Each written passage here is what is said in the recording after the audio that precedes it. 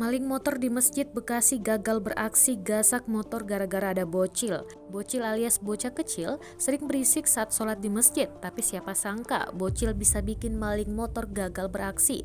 Seperti pada video berikut ini. Sebuah video diunggah oleh akun Instagram @bekasi_terkini.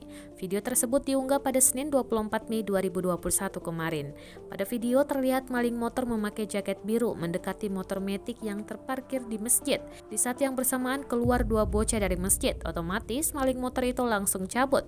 Belum selesai sampai di situ, pelaku pun kembali datang sambil berboncengan.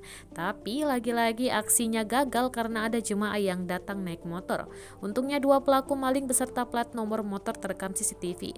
Dikutip dari keterangan, aksi percobaan maling motor itu terjadi di Masjid An-Nur Yayasan Miftahul Amal, Jatimakmur, Bekasi. Waktu kejadian pada Minggu 23 Mei 2021. Video tersebut sudah ditonton puluhan ribu kali dan aksi maling motor gagal karena bocil bikin senang netizen.